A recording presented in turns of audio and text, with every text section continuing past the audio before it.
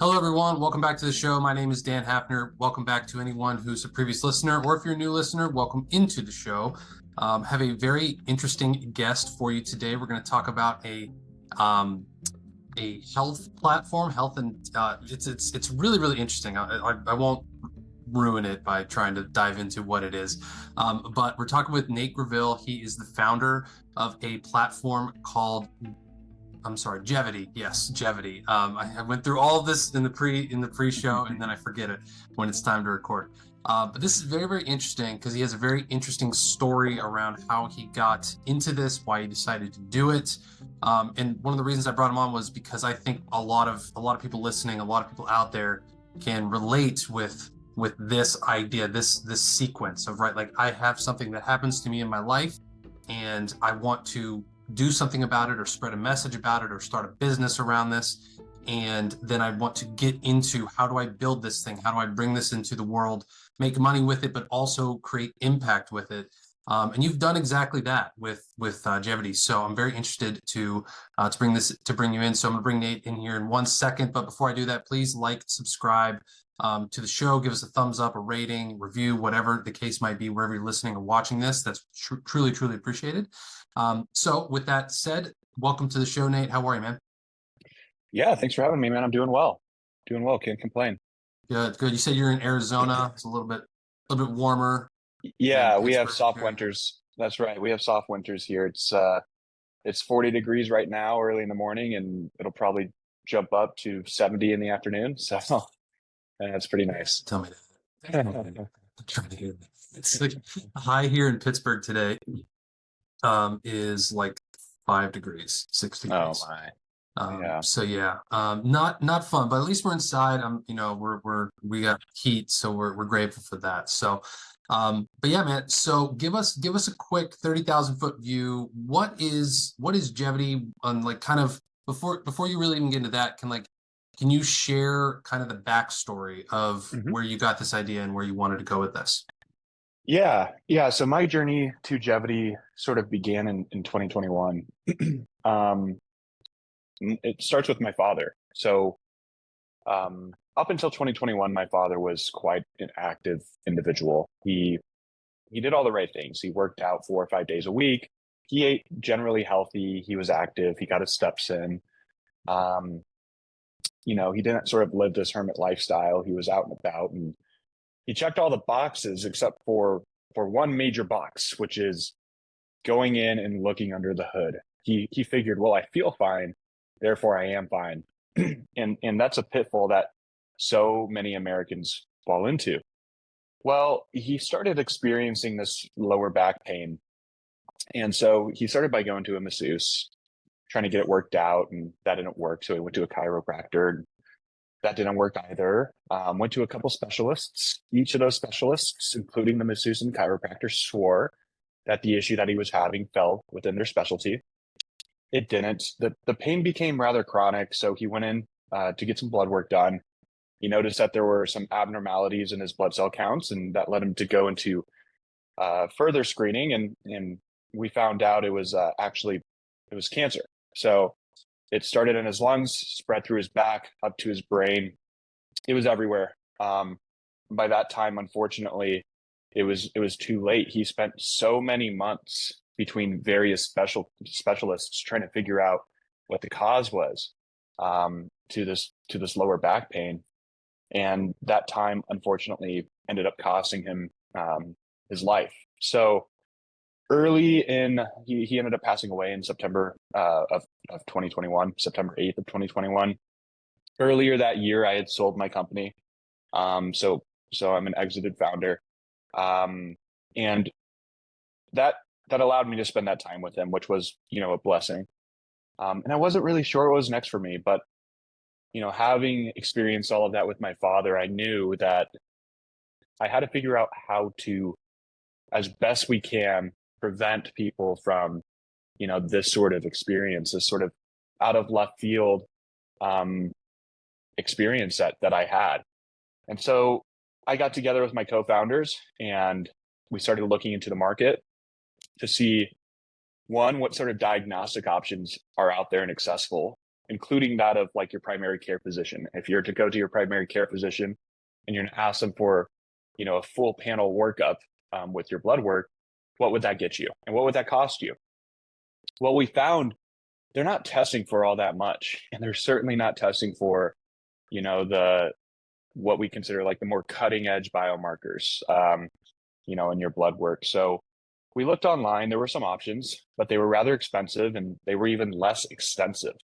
So, and that was a couple of years ago. Now there's more options and there's better options, which is awesome. Jevity being one of those options. So we took it a step further to see, what sort of preventative and proactive care options and solutions are out there. Well, up until more recently, this sort of preventative and proactive care was extremely costly, and you pretty much had to be a high net worth individual to get that sort of care done well. Yeah. This was sort of exclusive to people in Hollywood, and that was unfortunate. So we got together and we tried figuring out a way to bring all of this together and use technology to actually provide an extremely high level of care in the proactive and preventative side of things. The name Jevity is a play on the word longevity, right? So our goal is to optimize your health span, and in so as a byproduct, increase your lifespan. So that's what longevity is to us. And so we built a platform to achieve that, just that, starting with very extensive blood work, and then we handle everything end to end, from supplementation to prescription therapeutics if needed, to the coaching that goes into this sort of style of care, which absolutely includes a lifestyle shift for sure. And so there needs to be coaching that goes into that, because people, it's very hard to just tell somebody to change their lifestyle. They don't really know where to begin. And so we walk them through that, and everything is doctor monitored and managed through our application. So and we're working on some really cool AI as well to really scale this thing up and provide the best possible patient outcomes that one can receive through Jevity. Wow, very awesome. Well, first of all, sorry about your father. That's quite the story. So a couple things that I took away from what you were talking about, from the tech side of things, at least. One thing is very interesting that you mentioned was, and I see this as a theme a lot when I bring people on here who are founders, is like you like you said, you obviously had this experience, this lived experience of something that you were doing, and thought to yourself, okay, I don't want anyone to go through this, right? I have this problem that I know that I experienced, that I know other people will experience, and that leads to an idea. I think that's a very, very common thing with how a lot of people start these types of platforms. But then two, you bring it, you like you said, it was this very exclusive like type of niche where there was like, hey, it's like kind of the elite can only afford these types of things, and what your platform does seems to like democratize that stuff, right? Absolutely. So I think that that's a very common thing with a lot of platforms as well, is and that's what the internet was really meant to be, I think, is or at least as it's grown, is this democratization, this opening of information, of access to things, of all of these things. And those are just two themes that I saw in your story that I was like, this is what is very, very common with a lot of people who build these things. Mm-hmm. Yeah, absolutely. I like that word, democratization, and that's exactly what we're trying to do. One of our missions is make longevity accessible to all. And this sort of care does have to be democratized. It's absolutely necessary. And what's awesome is, in today's day and age, like we can do this. We can make this super, super accessible to everybody. Not just in price point, but we talk to a lot of doctors. We have doctors on staff. I talk with some of the world leading experts in various niches of medicine, from regenerative to I talk with a lot of cardiologists, urologists, like any specialty. I have frequent conversations with a lot of really, really amazing doctors. And what we found was there's not too many doctors that actually look at the body as one system. Healthcare is so fragmented. If you have Yeah. a heart issue, you go to a cardiologist. If you have a brain issue or believe to have a brain issue, you go to a neurologist. If you have, maybe not to be taboo, but like an issue with your testicles, you go to a urologist, so on and so forth. GI Yeah. issues, you go to a gastro doctor. Um, and again, if you go to any of these specialists with an issue, 9 times out of 10, they are going to be almost certain that your issue falls within their specialty, even if they're way, way off. Yeah. And that's unfortunate. So there's not enough doctors, and we're starting to see a shift here with things like functional medicine emerging and regenerative medicine becoming more popular, integrative medicine, and that sort of care, where you view the body as a system. And so our blood work is extremely extensive. We're looking at 100 plus biomarkers across various physiological systems: cardiovascular health, hormonal health, metabolic health, etc. And we found it incredibly challenging to find really talented doctors who can pretty much take someone's full health context and view their body as one system and create the parallels between maybe, their metabolic dysfunction and their hormonal health, or, their metabolic dysfunction and their brain fog, or so on and so forth. So, Like a DO um, approach. right. So, where those doctors are already a little bit more difficult to find. So, and then you have to view, just in any profession, uh, their skill set on a spectrum. And, unfortunately, there's bad doctors out there, just as there's bad, professionals in any profession. And I don't want to necessarily like give them the full blame. Let's say they went to medical school 20 years ago. Well, they're operating on, outdated information to begin with, and then they're relying on whatever they've self-taught beyond medical school, paired with what they see in their practice. So this is where things got really interesting for Jevity. We noticed, well, let's take ChatGPT, which is obviously the most popular, consumer large language model on the market. They dominate the consumer space by a mile. There's I prefer other models out there, but let's assume ChatGPT's newest model, their O1 model. Well, the O1 model has an IQ, and let's assume IQ is a good measure of intellect, or intelligence. But it's not perfect, but let's assume it's fine. Well, GPT-O1 has an IQ of 132, and the average doctor has an IQ of 125. So that got us thinking, well, let's look a little bit further. Let's look at knowledge base. Well, obviously, as I just said, doctors are limited in knowledge base. They're limited in what they were taught in medical school, what they self-teach beyond medical school, and what they see in their practice. And obviously, large language models are not limited in knowledge base. They have this expansive amount of knowledge that they can pull from. And, they're certainly not perfect, obviously prone to hallucination and all other, there's other sorts of issues that you can run into.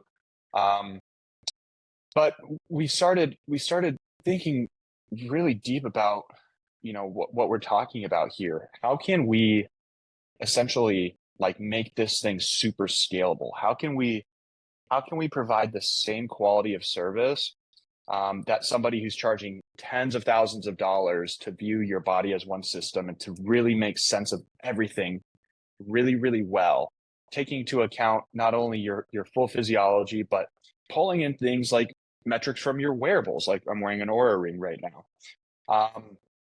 And there's just not a lot of doctors that do that. And the ones that do, they're very expensive. And they're still prone to human error. If they didn't sleep well the night before, or if they have something, personal going on in their life that's not great, they're susceptible to human error. And not to mention, and this is what we do currently, obviously we're leveraging AI. And when I say AI, it's a buzzword. I'm referring to specifically large language models. We're doing other machine learning stuff as well that we're rolling out. But we currently, like in Jevity's earliest days, and even now, our professionals are spending upwards of an hour making sense of each of our members, full health context. They're reading through 100 plus biomarkers across various physiological systems cross-referencing that with medical history, cross-referencing that with clinical protocol, you know, introducing things, trying to understand their lifestyle better by pulling in metrics from their wearables to create a care plan. Well, it's extremely time consuming. And because of that, that's always going to be a bottleneck. And it'll be very, very hard to make longevity accessible to all if we Mhm. rely solely on humans. And so that's where things like, large language models come into play to, you know, basically bring down the time it takes to, one, create these care plans. But also we believe that they can actually do it at a, a higher level and create more continuity in the care across the board as well. They're not going to be prone to the error that one might be if they didn't get a sufficient amount of sleep the night before. So yeah, we're doing a lot of really cool things at Jevity, and we're trying to democratize longevity and really, really make it accessible to everybody. You say you've talked with a lot of doctors. Have you ever spoken with any NICU doctors? No, I can't say I have. I mean, maybe, but nothing sticks out. Okay, I asked because that's what my wife does, and Okay. that was then she talks a lot about the MD versus DO approach. So when you were talking about how specialization and kind of like looking at things holistically, there's kind of two schools of thought there. So that's what was interesting. So well, you brought up something here that I wanted to mention and ask you about because as a tech founder, right? How do you Let me think of the best way to word this. How do you balance like this need for innovation and like you said, scaling in the especially in the health tech and with your specific business? How do you balance this need for innovation with still like ensuring affordability, accessibility, and and all of those things? Like how do you balance that? Good question. I don't know if we do balance that. It requires it requires a lot of money, right? Obviously, to be quick. We're wanting to be very fast with what we develop and what we put out there, and we want to be we have sort of this advantageous. We're sitting in this very advantageous position in the marketplace because there's only so many companies out there that are looking at as much health data as we are. And so there's only by default so many companies out there that can actually, build or prompt a large language model to make sense of, this amount of health data and spit out a really, really good care plan. So money, if we're to find balance, raising money is obviously an important thing. And we've raised some money, and we'll be raising some more money. Um, and that's important, and that's not a bad thing. That's a very good thing. And luckily here in America, our venture capital, market is very strong, and um, people want to get behind ideas such as this. But then also hiring A players. I mean, that's like the biggest thing. I tell our internal team, like, maybe not on a daily basis, but regularly, look, if we're to hire somebody, all I care about is that person's smarter than you. And put your ego to the side. Um, let's make sure that we are bringing in the most intelligent people that you know. And don't be worried about them replacing you. They won't. That's not how we structure our business. There's not much of a hierarchy here. It's really like this open forum sort of format, which is awesome. Very collaborative. Um, but yeah, the balance between, innovating on the technology side while providing, a really high quality care, it really comes down to, if balance does exist, it's because of the people that we have on our team. Yeah, and I think that's part of like, people talk about like work-life balance is like a big buzzword thing, and people like to say, how do you balance these things? And I think a lot of people are realizing that it's just like any kind of scale. Like it can't stay in balance all the time. There's always going to be like this up and down type of thing with it. You know what I mean? Yeah, Um, and balance is almost in my Jeff Bezos speaks on this. He was asked, about work life balance, and he said something to the effect of, I hate the idea of work life balance because, like you said, it's indicative of there being this sort of teeter totter scale, and if mhm. something is out of whack here, this is lacking here, or vice versa, that doesn't necessarily have to be true. His perspective is it should be work-life harmony, right? Like Hmm. your work should be providing energy. And if it's not, go find something else that does provide you energy. And in Yeah, turn, that energy should be taken into your personal life, right? And your personal life should be providing you energy to take into your work life and vice versa. And so it becomes less of this and more like a yin and yang style. yeah, How does everything come together in harmony? And that's good. that's how we view, business, and that's also how I view, when somebody asks me about work-life balance. I always refer to what Bezos said on that because I really do agree. That's good. No, that's good. Okay, let me ask you this. I get a lot of people asking, or I see a lot of, potential app ideas out there all the time for, software and technology in the healthcare space, in this space that you're in, not particularly what you do, but like just all kinds of different ideas, right? Mhm. Um, what would you say would be if you had to go back and look at like, the journey that Jevity's been on and that you've undergone? What are some of the big roadblocks to watch out for? What are some of the landmines that if you're going to get into the healthcare software space that you would go back in time and tell old Nate like, hey man, watch out for this over here because this will mess you up. Like, do you have anything to share? There's so much. Yeah, there's so much. I'm sure. Like, and there's more to come too. Yeah.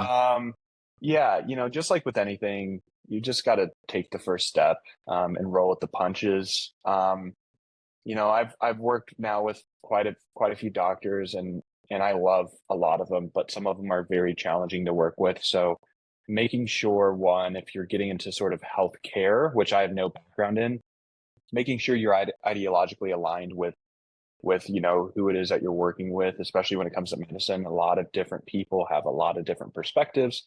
You want to make sure that you are aligned, ideologically with the providers that you're working with. But when it comes to technology, one of the pitfalls I fall into regularly is overbuilding features that ultimately people don't use. Mm. And I think a lot of people have that problem.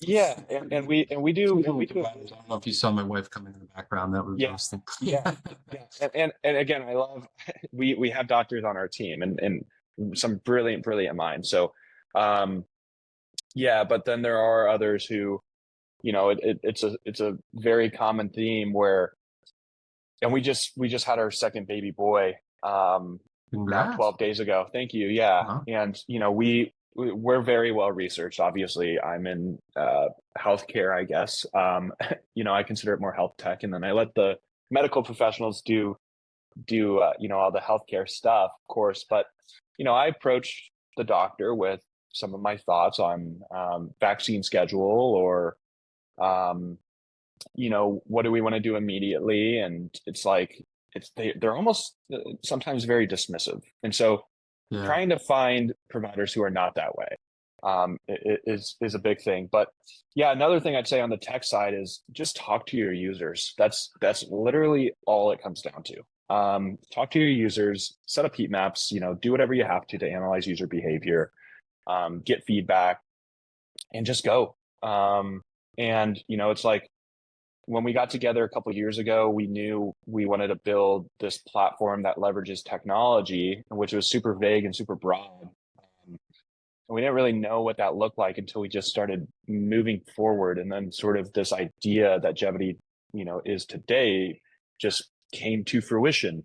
One of the things I would encourage people to do is like figure out, and everybody's talking about it, and there's a reason why, figure out how to incorporate uh, AI into your model. It's Mm. necessary, especially in healthcare, especially as these models progress. And it's projected that the next iteration, I believe they're going to call it O3 at ChatGPT, is projected to have an IQ of like 150. Well, that's just amazing. I mean, you're talking, similar IQ of that of Elon Musk, right? So, um, yeah, if you're not